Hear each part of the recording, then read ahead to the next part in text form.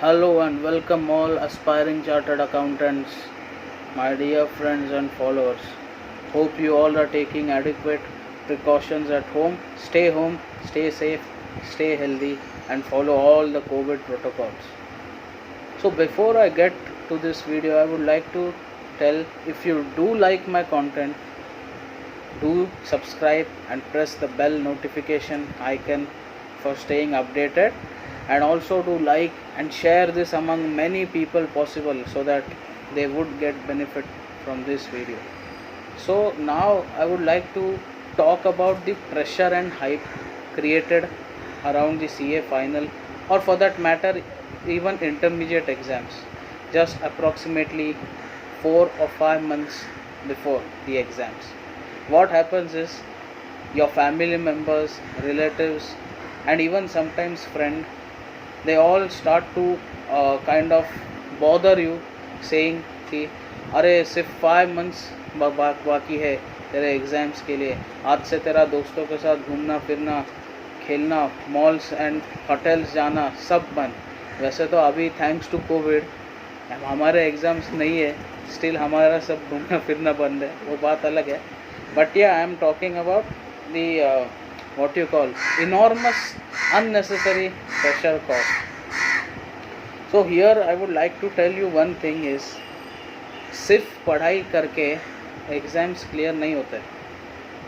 In a day there are 24 hours, and assuming कि you sleep for 7 to 8 hours and you study for 12 hours, still you have 4 hours at your disposal to do whatever things you want to do, such as managing your break times, your dinner and lunch time, even what hobbies and what passion you have to pursue, and a bit half an hour to 1 hour maximum maybe entertainment and social media, or even watching some kind of video, etc.